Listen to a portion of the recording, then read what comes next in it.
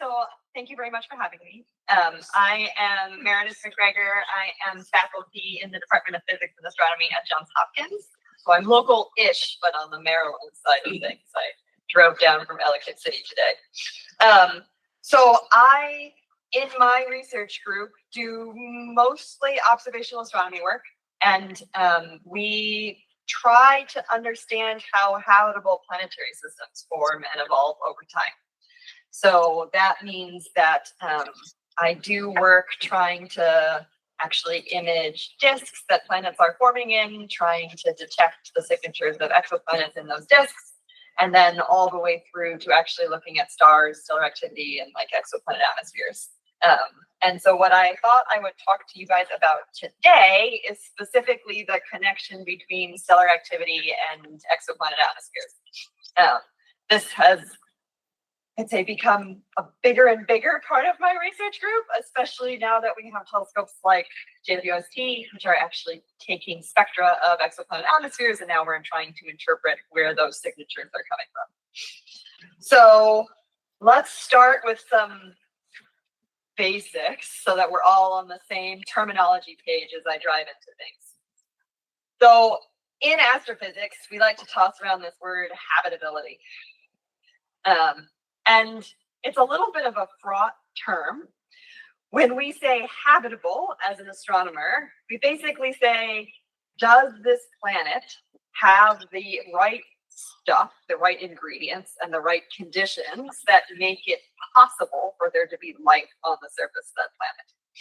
And because we so far only know of life on Earth, we ground everything in what we think supports life on Earth. Life on Earth requires water.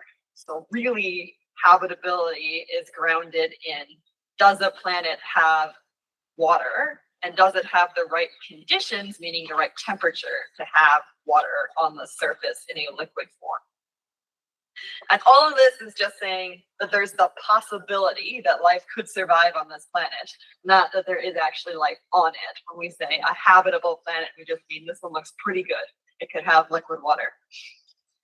Okay, so then we take that term habitability and we turn it into something called the habitable zone, right? Which is, where can I stick this planet relative to its host star, and it will have the right temperature, the right ingredients to have liquid water on the surface. If I take the planet and I shove it too close to the star, now it's too hot, and like Venus, you get things like runaway greenhouse effects, and you evaporate all the water from your planet. And if you take the planet and you put it just a little bit too far, it's too cold, like Mars, and so now liquid water isn't stable on the surface. So this defines this sort of like Goldilocks zone, what people term or habitable zone, which is like, here's the range of radial distances that I can put a planet and I can have liquid water. So the interesting thing about this, right, is that that is not a fixed distance for every type of star, because not all stars are like our sun, and I can make stars brighter or cooler, and I actually change where that radial zone is. If it's a brighter, hotter star, I can shove that zone out a little bit. And if it's a cooler star, it kind of comes in towards the star. So, you know, this is getting more complicated, right? We need to know something about the planet, something about its orbit, something about the host star. And I always like to show this image, right? This is an image from the Hubble Space Telescope. Every single thing in this image is a star, and they're all basically the same distance away. They're all about 25 light years away. So this is where I get to do my teacher thing. We get audience participation. What do you notice when you look at this image? Different colors. Different colors. Different colors. Colors. Some stars are brighter than others. Yeah. So they don't all look the same, right? We're taking out distance conveniently. So, you know, we've removed that from our luminosity factor, which means we're basically probing the temperature and the like intrinsic luminosity of the star. So some of these stars are sort of like red colored. Some of them are really blue colored. Generally, blue stars are hotter stars. Red stars are cooler stars. There's a lot of variety. Okay, so the HR diagram, right? This is a room of astronomy enthusiasts. I'm not showing anything crazy here. This is the entire landscape of stars, right, in luminosity and temperature space. Our sun, the laser pointer work, right, is this little average star right here. All of the bluer stars are up this side, which have what, luminosities of up to like 10 to the 6 times the luminosity of the sun. And then all of those red stars are hanging out down here, which have luminosities of, at the bottom, this plot is 10 to the minus 5 times the sun. And then in temperature, we range from something like 30,000 degrees Kelvin to 3,000 degrees Kelvin. So there's a big swath of space. Okay, and those stars have extremely different like radii, right? So we have huge ranges in temperature, huge ranges in luminosity, and huge ranges in actual like size of the star. So this is a 2-scale picture. So it shows Betelgeuse, which is a non-main sequence star, right? Betelgeuse is hanging out up here. It's one of these evolved stars. So stars that have ended their main sequence lifetime, they've stopped using hydrogen. And so now they've basically gone through this process of expansion and contraction and expanded out to have much cooler temperatures, but very bright and luminous because they're enormous. So Betelgeuse is huge, right? It doesn't even fit on the slide. Here is our sun actually blown up. The actual 2-scale version of the sun relative to Betelgeuse is this little tiny dot. Here's the sun. Here's Earth. And here's the white dwarf. Okay, so let's put this back into a habitability picture, okay? Stars that are more luminous, these things that are like O, B, and A type stars, are up on the top part of this plot. And they have 2 things change about their habitable zone. First, it actually moves outwards, which makes sense because the star is a lot hotter, and so the right spot is further out. And they have much wider habitable zones because they're hotter, so they actually heat a larger range of radii. Here's our sun and where Earth lies in this sort of green band of the habitable zone. And then here are the cooler stars like M dwarfs, where they have habitable zones that are much closer to the star, and they're very narrow because these stars are only 3,000 degrees Kelvin, so they aren't really radiating very much into space. Okay, so now we add an extra piece into this puzzle, right?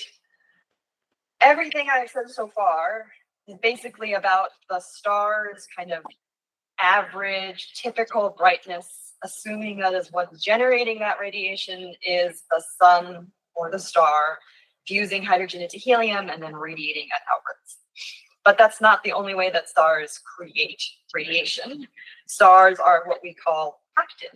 It's a gentle term, which means that they actually send out 2 things. One, what we call flares, which are these bursts of high energy radiation. So you should think of like X-ray, UV light.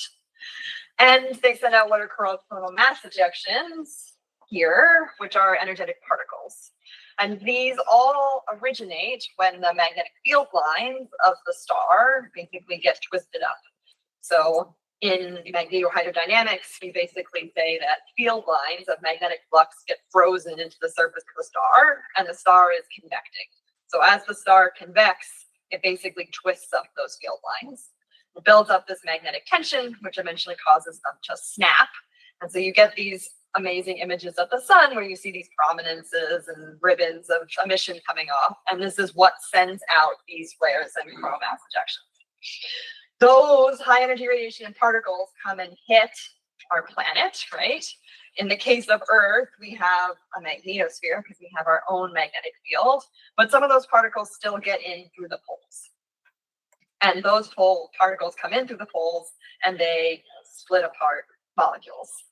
And this is what actually produces our aurorae, right? It is those coronal mass ejections getting into our planet's atmosphere, splitting apart things like ozone, and then that produces, in our case, really beautiful shows of light. And when the sun is super active, you can actually see them down here, like a year ago, although I've lost track of time because I have a 14-month-old. So I feel like it was about a year ago I was out on my deck and I saw the aurora, give or take a few months. May 14th, I think. May and October last year. Yeah, so I'm close. October. I was up at like some ungodly hour with a several-month-old, and it was great because there were aurorae from my deck. So in that case, right, when the sun is very active, more particles come into the pole, and so they basically precipitate further downwards so that you cannot see them just at the poles, but down here in Maryland or Virginia. Okay, but that is nice on our planet, and there's two things that are helpful. One, our sun is not actually that active. It is a pretty boring average star. Okay, it's just not that exciting. And two, we have a magnetic field. So things are okay on Earth. We get these beautiful aurorae. There are, events in history that have been recorded as being dramatic. So there is something called the Carrington event, which people often hear of, that happened back in 1859. Not at a point when we had, actual telescopes collecting data, but when we still drew the pictures of sunspots on paper. So this is the actual drawing of the sunspots that were spotted in association with the Carrington event. And this is recorded as an extremely large coronal mass ejection that basically induced the largest geomagnetic storm that's been on record. There's a lot of predictions about what this would do today, now that we have actual technology. And you can find lots of papers in the literature making predictions about how if the Carrington event happened now, it would basically disrupt all of our electronic communication and take out all the GPS signals and cause widespread blackouts in terms of like overloading the electrical grid. So it would be bad. But this hasn't happened since 1859, and events of this scale are pretty, infrequent, obviously, on Earth. Okay, so why do I mention that?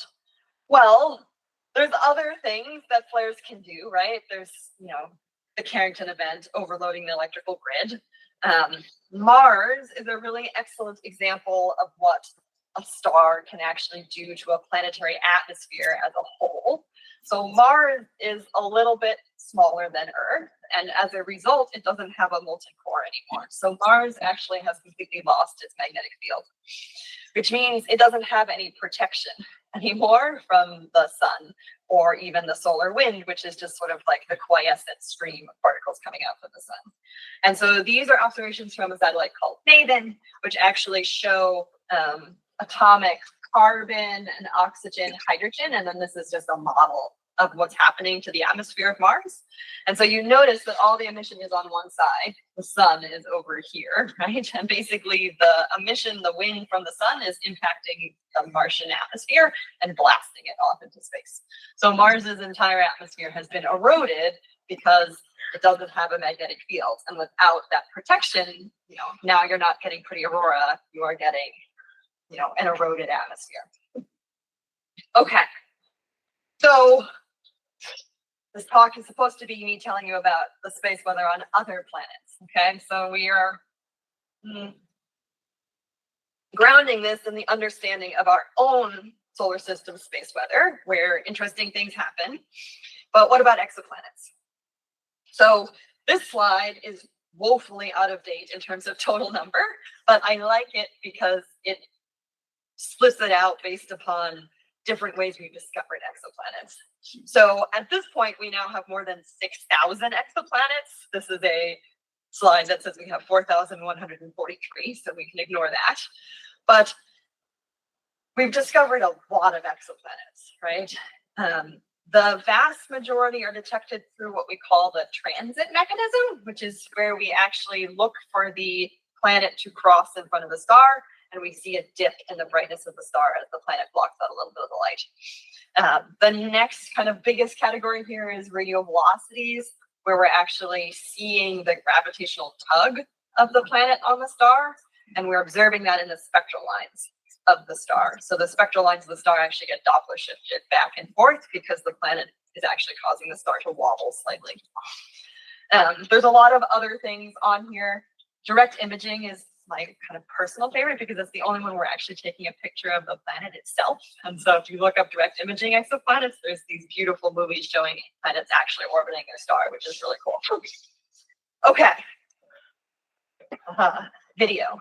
So what do these planets look like, right? It's nice we can say there's 6,000 of them. What are they like?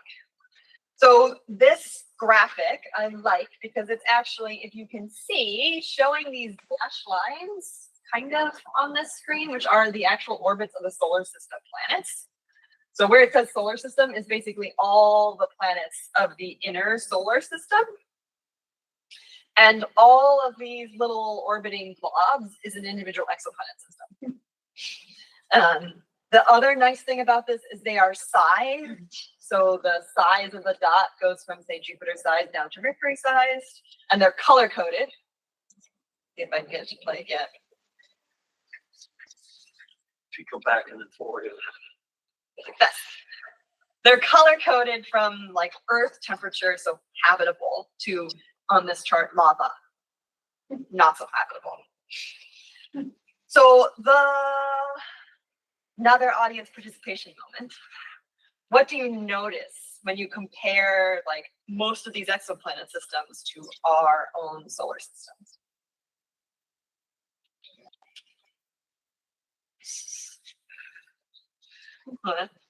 Itty bitty bitty.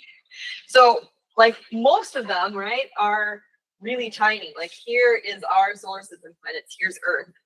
And most of those exoplanet systems are much, much, much smaller, right? They're very compact. They're really close to their host star.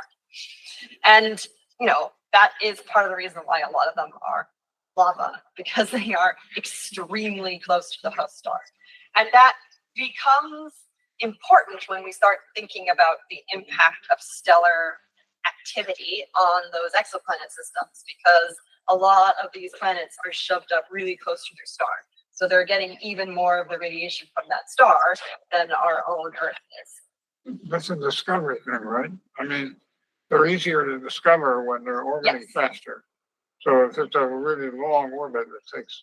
Yeah, so absolutely. There's like a huge observational bias here, right? Yeah. In that we have only known about exoplanets since about 1995 was the first discovery of exoplanet, right? And so most of our transit searches have only been, you know, for years, maybe a decade, which means that we are extremely biased towards finding close-in things. We are also detecting the signal of the planet on the star, right? We're looking for the dip of the planet blocking the stellar light, or the wobble of the star due to the planet, and that's biased towards really big things that are on very close orbits. So we have found a ton of stuff that is large and close in. We are doing better and finding more things that are like pushing out towards like Earth analogs in Earth types of orbits. But the big hole, which would be a whole different talk, is like the ice giant planets, right? We have no idea whether things like Neptune and Uranus are actually common in exoplanet systems or not, because we have not many ways to detect them. Okay. Nope. Oh, now I messed it up. It's just going to show this video over and over again. Okay. I mean, that would be okay too. So the last like piece to put in here, right? We've talked about the sun and what it does to our own planetary system, how it impacts Earth, how it impacts Mars. And then we talked about the fact that there are lots of different types of stars. So the last piece of this is the fraction of stars that are in these different categories. And stars like the sun, which are friendly G stars, are only about 7% of the stars in our galaxy. Those really bright stars are like 1%, basically, of the stars in our galaxy. And 75% of the stars in our galaxy are these things called M dwarfs. They're like the rats of the solar galaxy, right? Like there's just tons and tons and tons and tons of M dwarfs. And M dwarfs are these stars that are like small and cold, right? There are 3,000 Kelvin friends, which means their habitable zones are shoved way up close to the star. They are why there's so many of those planetary systems, not only just a bias, right? But we are also detecting most of these planetary systems around M dwarfs because they are most of the stars that we are looking at. So everything is just smushed in. Okay. The other fun part of M dwarfs is that they are way more active than our sun. Surprising, maybe, right? That you might think like our sun is an average star. It will be the ones that are bigger and more luminous that are much more active. But that is actually not the case. O, B, and A stars are not particularly active stars, these really huge, supermassive stars. And M stars are incredibly active. Part of the reason for that is that M stars, like halfway through the M spectral type, the star actually becomes entirely convective. So stars like our sun have a radiative layer and then a convective layer. And stars like these kind of later M-type stars are entirely convective. So there is no radiative layer in the sun. The entire star is convective. So they have extremely strong magnetic fields and therefore a ton of activity.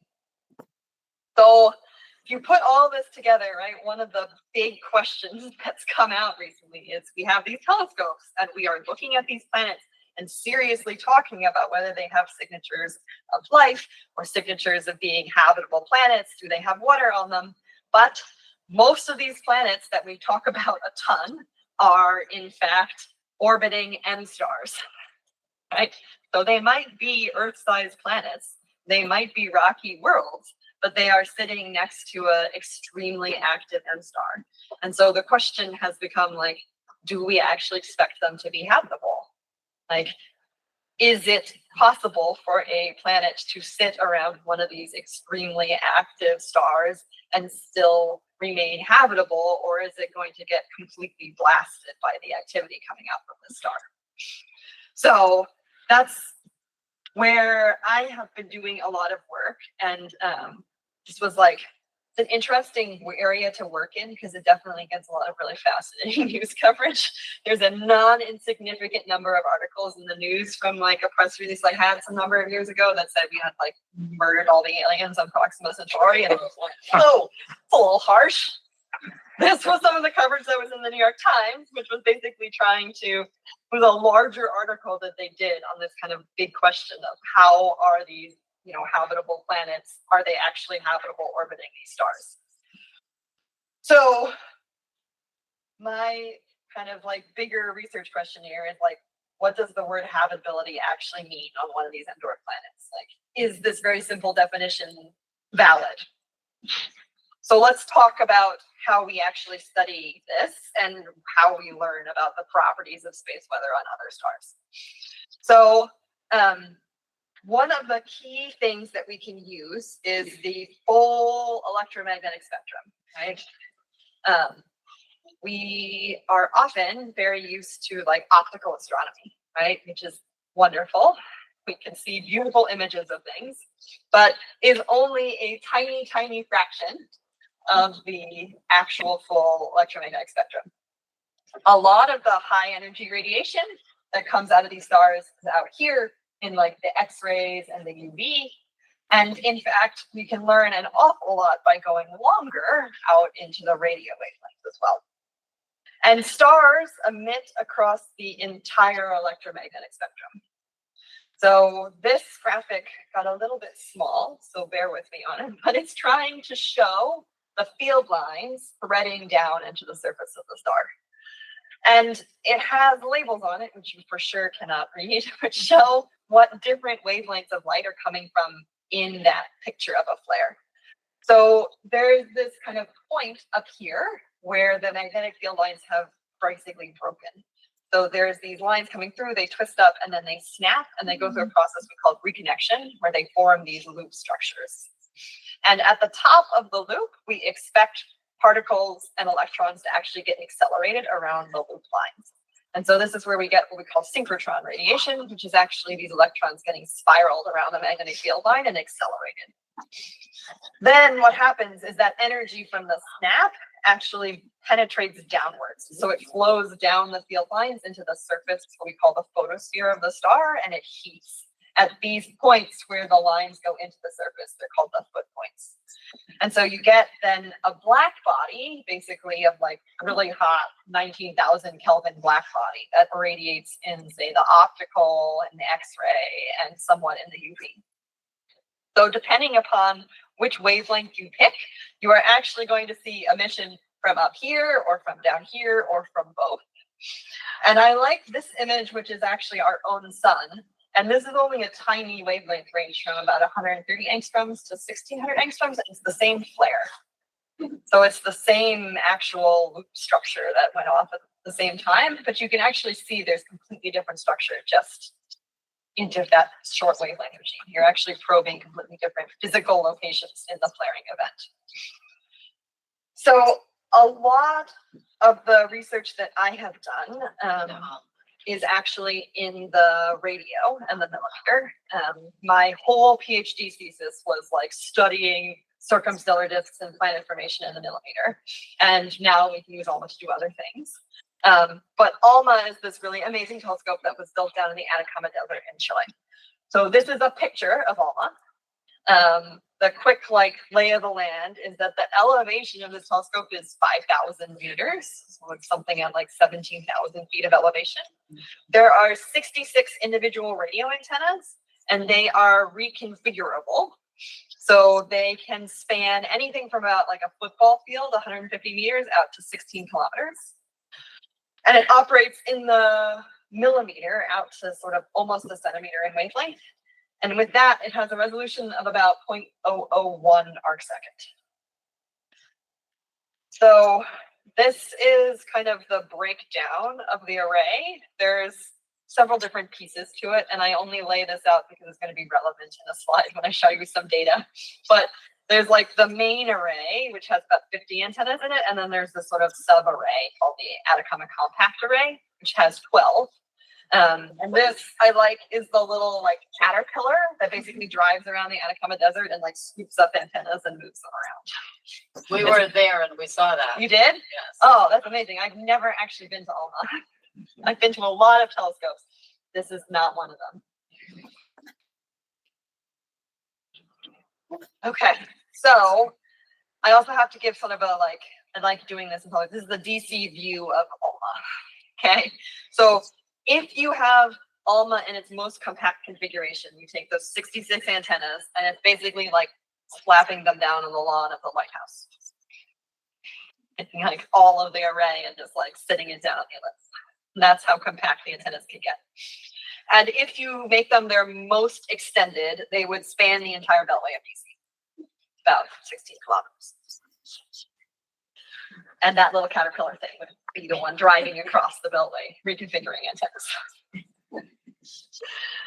Okay, so where I got interested in stellar astrophysics was from this system, Proxima Centauri. So Proxima Centauri gets a lot of attention because it is our nearest neighbor. It is actually part of a triple system. So there's Alpha Centauri A and B, and then there's Proxima Centauri. So it's like a hierarchical triple. There's the two kind of sun-like stars that are close together, and there's this rather distant dwarf. Proxima is actually like right at that convective boundary where I said stars become completely convective. It's like an M5 to M6 spectral type. And it's famous not just because it's close, right? It's only 4 light years, about a parsec away, but because it has a planetary system. It has three known planets at this point in time, one of which is a potentially habitable planet. So Proxima Centauri B was the first discovered and is the one of most interest because its mass is about 1.1 Earth masses. And it's at an orbital distance of 0.05 astronomical units, where 1 astronomical unit is the distance of our Earth's orbit. But because this is a really cool M dwarf, that puts it in the habitable zone of this star. So a group of researchers went out and took ALMA data of Proxima Centauri because they wanted to see whether, in addition to this multiple planet system, there were dust rings, like the asteroid belt and the Kuiper belt in our planetary system. We observe these around other stars. It's something I do a lot of work on. And so they basically were like, okay, we're going to go image Proxima Centauri and see if it has a Kuiper belt. So they took 13 observations of the star. Each of them is about an hour long. All of the data together is this leftmost image. Okay, that's super exciting. It looks like a point source. The tricky thing was that the flux of that point source was larger than you would expect if we were just detecting the star. So, stars are black bodies. They have a particular temperature. And so you can say Proxima Centauri is a 3000 Kelvin star. What do I predict its flux to be? And it is considerably lower than what was actually measured. So the original paper that came out on this, they basically said, okay, it's too bright. And so they attributed that to being an asteroid belt around the star. They basically said, there must be dust around this star. That dust is actually getting heated by the star, and now it's glowing out these longer wavelengths. And so by seeing this excess, we're seeing the brightness from dust surrounding the star. Okay, so I was a little skeptical because it felt like a very big claim from a very cruddy looking image. So I grabbed the data from the ALMA archive and I imaged it according to time. So if you take the first 12 hours of data and you image it all together, you get this image in the middle, which doesn't look the same.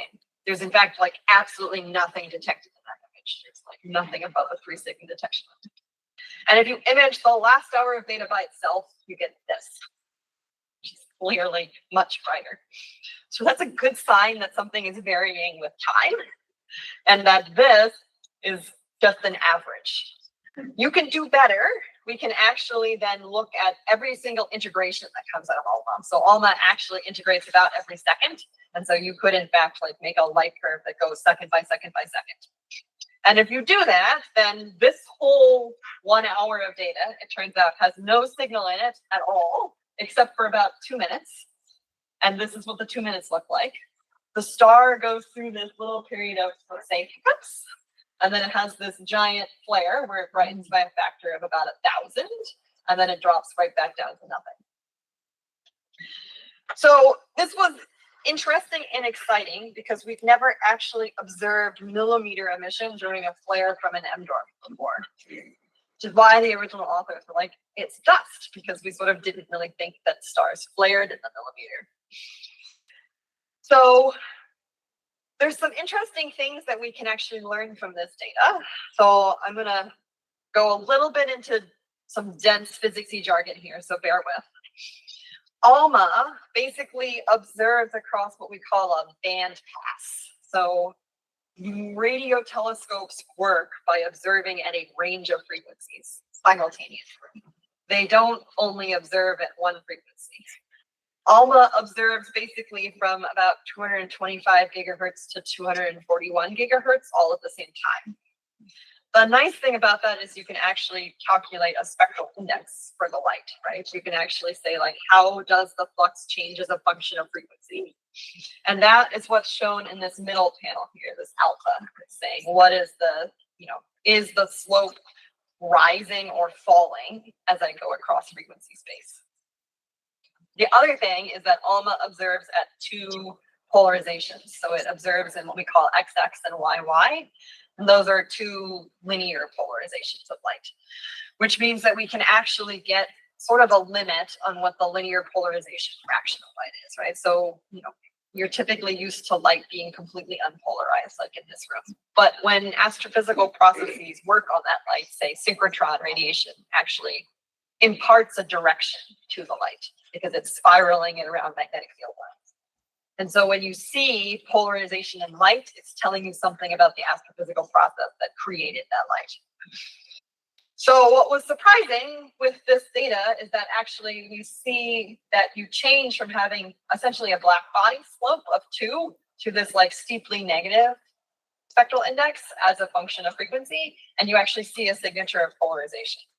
So this kind of supports the idea that the millimeter emission is coming from the upper part of that loop, where we're actually accelerating the light, and we're accelerating electrons, and we're generating synchrotron radiation, which is producing what we see in the millimeter spectrum. Other stars, it turns out, flare in the millimeter as well. So these are some highlights from some of my students in my research group looking at other friendly nearby sun-like stars, so analogs to our own sun. And so each of these is a separate, flare. So some of them look better than others. This is some kind of coarser binge data. This is an interesting one because we actually had ALMA data on top of tests. So this is an optical light curve in the background. But, stars flare in the millimeter now. Like we've detected this from many stars. So the next question was like, how does that relate to this multi-wavelength picture of stellar flares, right? Like how can we use this millimeter data to tell us something more? So I attempted to do this sort of crazy observing campaign where I convinced about 8 different telescopes to let me stare at Proxima Centauri at the same time. So we did this for 40 hours of total observing time, and we just stared at Proxima Centauri for 40 hours with the goal of trying to detect as many flares as possible and detect them with a whole range of telescopes so that we could actually look at the full flare spectrum and use that to try and understand the physics of those flares and how that might play into atmospheres. And so we used ALMA on the radio. And then there's this kind of whole suite of ground-based telescopes here. There's the DuPont telescope, the Everyscope, and the Los Cumbres telescope. This is TESS, which is the Transiting Exoplanet Survey satellite in space, which is basically just a mission doing continual photometry of regions in the sky. And then we got Hubble and Swift to cover the ultraviolet frequencies, and then Chandra to cover into the X-rays. It turns out this is very hard to do. So I always like to show this chart, which is basically showing different telescopes and then different dates. And the minute that you actually try and get 8 telescopes to look at the same thing at the same time, you realize how much stuff goes crazy with telescopes. Normally I don't care about that because as long as I get the data eventually, it's fine. But if it was a coordinated campaign, you're like, no. So if you really look at this, I have notes for everything. There was one night that there was a snowstorm at Alma, and so it just did a power outage because too much snow. This was also in a period of time where Hubble was having a problem with one of its gyros. So it would fail to find the guide stars. And Hubble basically, if it fails to find a guide star, it just turns off. It doesn't recover. Basically, the way that the Hubble observing scripts work is that you given an observing script, it tries to point. If it doesn't manage to point, it just stops. And then it doesn't do anything for the entire of your observing block. And then it comes out at the end of the observing block and says, I didn't find any guide stars. Sorry. It's because we can't communicate. The way we communicate with space telescopes is essentially to send them a full day of programming and then cross your fingers and hope for the best. But we did actually get a lot of really cool data out of this. So very challenging, but we did get some really cool stuff. So this is the largest flare that we've ever seen from Proxima Centauri, and it's a multi-wavelength light curve. So this is the ALMA data on the top.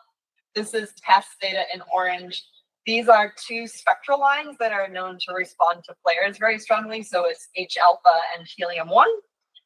And then this is Hubble data, both a continuum in the ultraviolet and the silicon-4 line, which is another line that's characteristic of stellar flares. So with this, we can actually start to look at relative energies, and we can look at relative timing. So there's a few things that are interesting here. The optical data is actually delayed considerably. So we see emission in the millimeter and the UV, and then we actually don't see it for several minutes in the optical. Did you get any X-ray data? Not on this one. Yeah. So this is where the fun chart comes in, right? So everyone, we got some amount of multi-wavelength data. So this one didn't actually have any X-ray coverage, but we got the UV through the millimeter.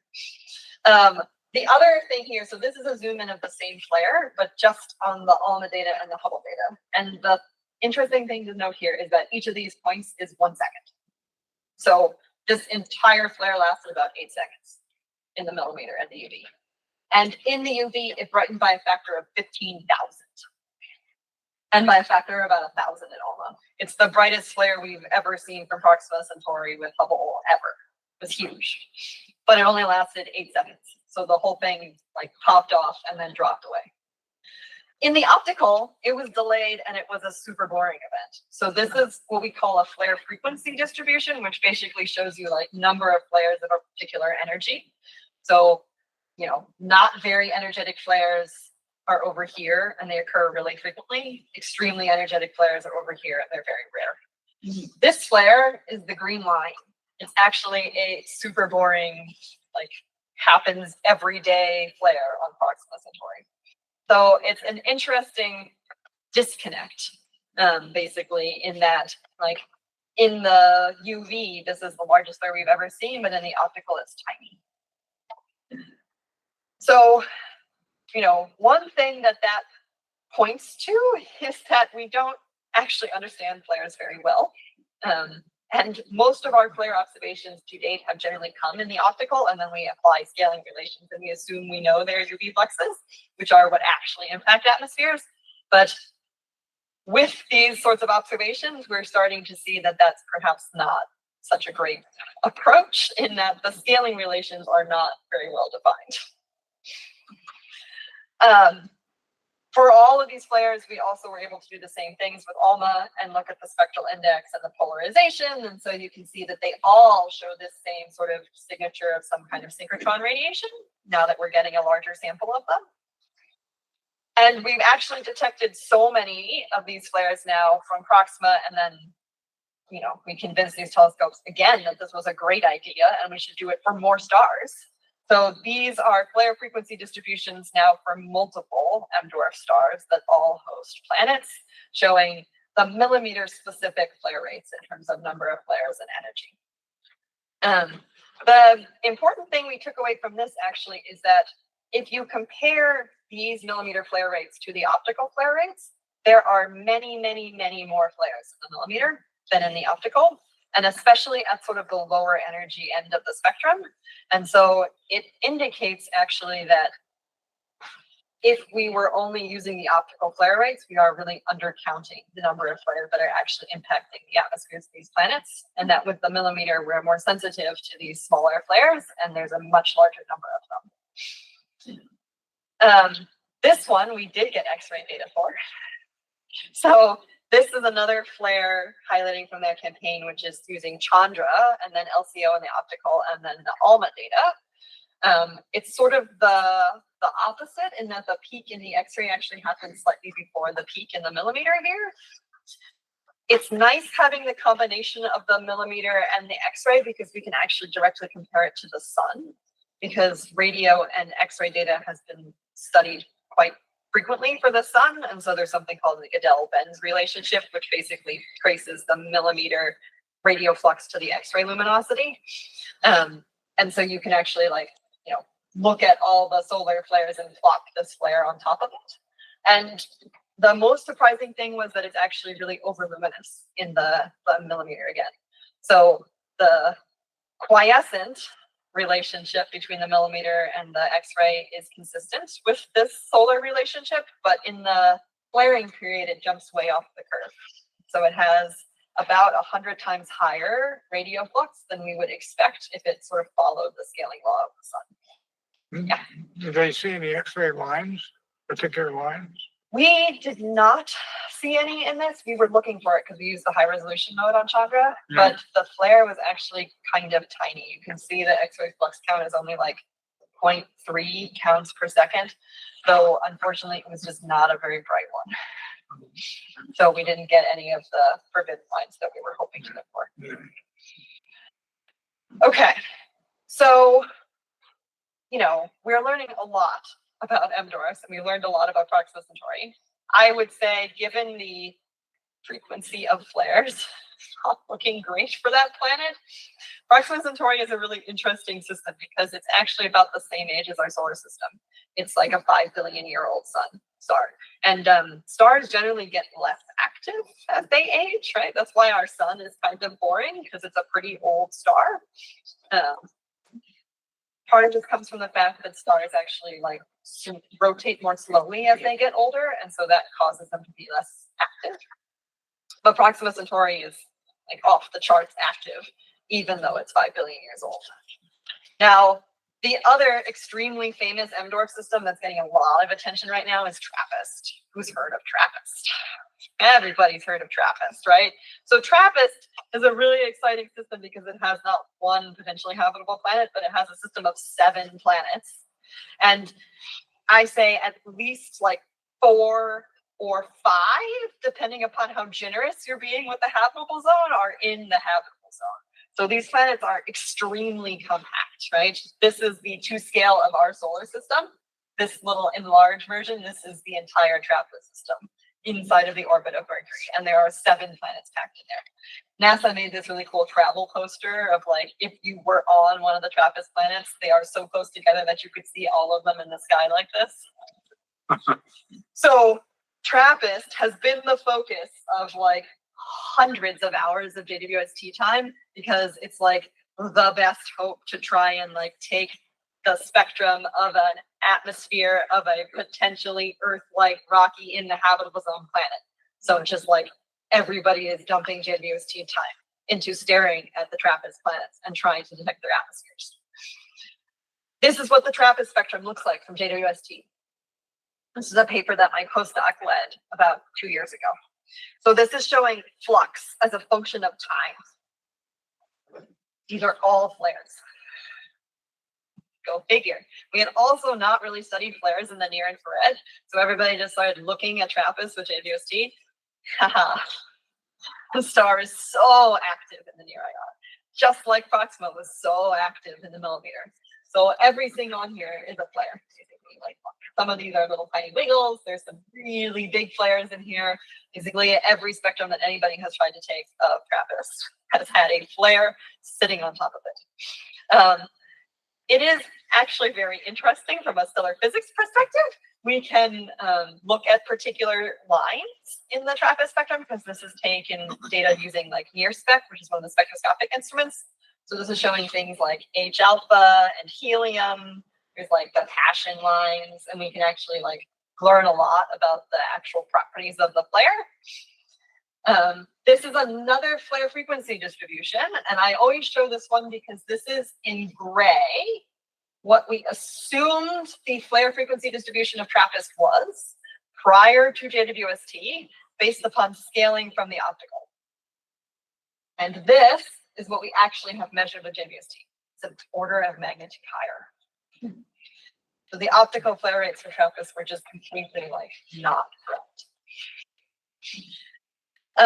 And then a lot of what we've been trying to do is actually like help the exoplanet community here too, in terms of we can, because of the spectral dependence of the flare, actually clean this up very well. So this is a transit of TRAPPIST-1F, and there was a very inconvenient flare that happened like right on top of the transit. And so the gray is the pre-flare corrected, and we've basically split this out in bins of like 0.01 microns and fit for the stellar component and subtract it out, which allows us to actually look at the exoplanet spectrum as well. So I'm just about done, and I want to try and like tie all of this back into habitability, right? Because it's clear that flares are extremely dramatic, right? Like these stars are changing in brightness by enormous factors, but like what does that actually mean? So these are simulations that we have been running where we actually take our observed flare spectrum and we apply it to an exoplanet atmosphere model, and we run a photochemical model of the atmosphere. And that allows us to look at how that sort of radiation dump into an atmosphere affects the chemistry of the atmosphere. So there's 2 examples here. The one on the right is sort of a large Neptune-like planet. And with JWST, they've been looking for this SO2 feature, this sulfur feature that we expect in these Neptune-like planets. And this is showing basically that if you apply such a flare, the orange line, to this atmosphere, you actually completely destroy SO2 in the atmosphere of a Neptune. This one is showing an Earth-like planet, something that we hope to look at with JWST and ultimately this telescope called the Habitable Worlds Observatory. And if you apply this flare, you completely destroy the column density of ozone in the atmosphere of the planet temporarily. You just eradicate it.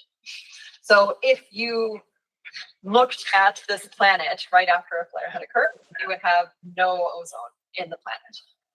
What we are now trying to do is also look at this in terms of like a duty cycle, because atmospheres recover. And so the question is, can the atmosphere recover before you hit it with another flare? And what is the balance between those in terms of the actual like equilibrium chemistry of the atmosphere?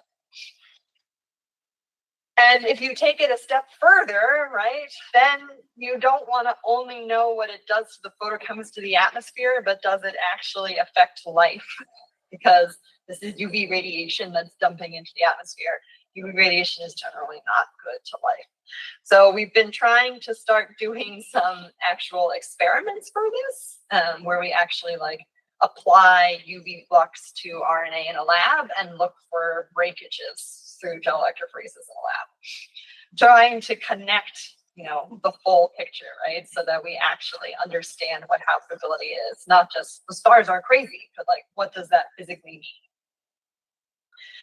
And personally, I will just sort of end with a note in a landscape where we have future NASA space missions, which I hope happens. It would be really nice if we could get this sort of multi-wavelength data without having to convince the telescopes to look at the same thing. And also, one piece that I think is critically missing in our understanding of planetary systems is their really early evolution. Almost all of those 6,000 planets that I told you about are, solar ages. They're old systems, right? These are like hundreds of millions to billions of years old. So we are finding a lot of planets that are mature, but we don't actually really know what happens to them early in their evolution when their stars are even more active and they have disks, and the disks are accreting and those planets are just forming. And so in order to really sort of predict habitability, we need to understand how we're forming those habitable planets in the first place. So I am leading a mission that's called EVE, which is the Early Evolution Explorer, which I'm working with the Jet Propulsion Laboratory on to actually basically fly a 3-band space telescope. So we would look in the IR, the optical, and the UV all at once and target young stellar clusters. So we could like do photometry like TESS does, but do it for young stars. And then actually try and understand like what is the properties of those stars' primordial atmospheres, what are their stars doing, right? And then like what are the kind of full initial conditions for those planets. So fingers crossed that at some point in the future, we'll have amazing EVE data in the 2030s and we'll learn so much more. Okay, I will leave up some takeaways and then I'm happy to just answer questions.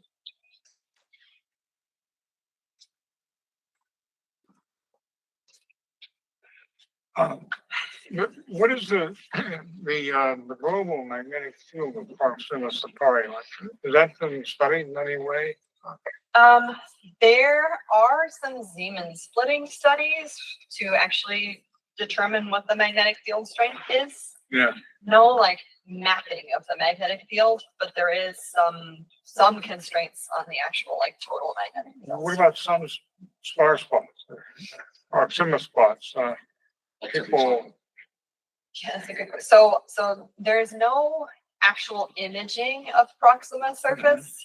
The only way to really do that is through optical interferometry, which is super hard and has pretty much only been done for like larger stars. There's a few examples of stars that have that. I don't actually even know if we could do that for Proxima. With that kind of angular resolution, no. No, yeah. There's a couple of groups that have tried to look for long-term activity cycles from Proxima. There's one group that has done it using X-ray data. Yeah. There was another paper using some other data. They are widely varying. I think the X-ray group says it has some long, like 17-year cycle, and the other cycle has it at like a year. So there's nothing extremely definitive. Got 3 questions from the remote audience. Okay. all from John Burge. Okay. One of them is, do we have any prospects in identifying exoplanet magnetospheres? Oh, good question. There is effort going into that. So, the thing that I did not talk about is that because these planets are also close to their star, we mostly expect them to be tidally locked, which would mean that they are, one side of the planet facing the star at all points in time, and they aren't actually rotating rapidly then. So the assumption is that they probably don't have magnetic fields because it's hard for something tidally locked to have a magnetic field. But there are some efforts to try and detect the signature of a stellar coronal mass ejection hitting the magnetic field of a planet. There's not a lot of ways to directly detect a planetary magnetic field, but you could imagine Jupiter and Io actually have a radio aurora because of the interaction in the magnetic field of Jupiter and Io. And so people try and look for this from exoplanet systems. It has never been detected yet. Yeah. But you're basically trying to look for the radio aurora signature of the coronal mass ejection, hitting the atmosphere, the planetary magnetosphere. Okay. And this next question is, how does this work affect the uncertainty bar for the Drake formula? Good question. So I have never actually written it down, right? But in that formula is the fraction of planetary systems and the fraction of those planets that are habitable, right? And so it would, this impacts whether we think these things are habitable, on the definition of habitability, that it just needs to be at the right radius to have liquid water on it. Proxima Centauri and the TRAPPIST planets are all at the habitable zone radius, but they're all getting hit by this stuff. So we need to better understand what it does to their atmospheres. If you're completely destroying ozone in an atmosphere, you're stripping an atmosphere away, then it's not habitable. This third one, if you're looking for life on primordial Earth, primordial Earth-like planet, the nature of extremophiles and their development seems very important. Mhm. Do you do any such exploration for setting the limits on life supporting planets? Yes. So I do not personally do biology. The last time I took biology class was a real long time ago. But there is absolutely effort going into that, right? So the really fun thing, I think, is that as we get to this phase where we are doing this research, astrobiology is becoming a real science, and it involves actually working between astrophysics and geosciences and biology, because I can do some things from astrophysics, but not everything, because when we run these sorts of photochemical models, you need to care about the surface of the planet and how the magma ocean of the planet actually interfaces with the atmosphere, because some of these models actually show that you can produce ozone by having flares interact with the atmosphere. So you have ways of actually changing the atmosphere both by destroying and creating ozone. And we need to better understand the way life has evolved on Earth and how it exists in extreme environments to understand how it might exist on a planet like this. So there are some very cool this work that I was doing with a geneticist at the University of Minnesota, because I do not personally do shit. If you let me in a lab, it will go very badly. I can touch a telescope and that's about it. Microscope bad. Telescope good, microscope bad. No, don't let me in your ship. Any other questions here? Anything else on the line? I got one more here. I actually have lots of questions, but I'll just go to one of them. So what I'm hearing is that you've seen flares on Proxima that are bright in X-ray, bright in millimeter, and not bright in optical. Hmm. So near the beginning, you showed a multi-wavelength image of the sun and showed where physically where this light is coming from. Yeah. So with X-ray and millimeter, where in the flare are those coming from, and where in the optical is it coming from? So the fact that the millimeter and the UV seem very connected to each other, and the properties of the millimeter, since it has that signature of linear polarization, our best guess right now is that it's coming from like synchrotron or gyrosynchrotron emission, so that the millimeter and the UV are actually coming from the top of that reconnection loop, where you're actually accelerating electrons around the top of the loop. The optical, as we understand it, is absolutely a black body emission, which is then from the heat from the top of the loop, basically propagating downwards into the photosphere of the star and then just heating the photosphere. So they're, at base level, it's not crazy that there is a disconnect between those processes in that, the millimeter and the UV are tracing this synchrotron emission, whereas the optical is tracing sort of black body heating. So either the energy isn't hitting the surface, or there's something mitigating, or something causing it to mitigating in some way. Good question. I mean, it also could be like a detection problems. I mean, not every telescope has equal sensitivity to things. There's viewing angles that are incorporated in this because we don't actually know where this flare is happening on the surface of the star. There's different temperatures. There's still debate about what the temperature of the black body actually is of these sorts of flares, right? So like if you look at some of these curves here, like these are two different, I have a 9,000 and 19,000 Kelvin on here because sometimes people in the literature will debate that the flares are actually these cooler 9,000 Kelvin black bodies or whether they're 19. And that changes the photochemistry, and it would change what we'd observe in the optical depending upon what the temperature is actually getting heated to is. There's a lot of very fundamental things that we do not understand. And you would expect that a sunspot to be at the base of, or Yeah. Well, I mean, you expect these like spots, right, to be associated with the areas of strong magnetic field strength. There is also like debate about whether these flares are even associated with coronal mass ejections on M dwarfs, because on the sun, essentially, like every X-class flare has a coronal mass ejection, except for ones that are in like particularly strong magnetic regions where you can actually have the magnetic field like contain the coronal mass ejection. And so it's possible that these stars just have like bursts of high energy radiation and no associated particles if their magnetic fields are so strong. You're gonna get most of the X-rays from the foot points of these loops. Yes. Yeah. So the X-rays should also be They'll coming go to from, 20 million degrees. the X-rays are also coming from the foot point. So it's basically like the millimeter and the UV are coming from the top of the loop, and then the optical and the X-rays are both coming from. And that'll all be 20 million degrees or so. But the typical flare temperature goes to 20 million, 22 million degrees. Although sometimes it'll get up to 40. There's a hard X-ray burst, there's a soft X-ray burst. So it's complicated. This has been very interesting, and thank you very much for your comment.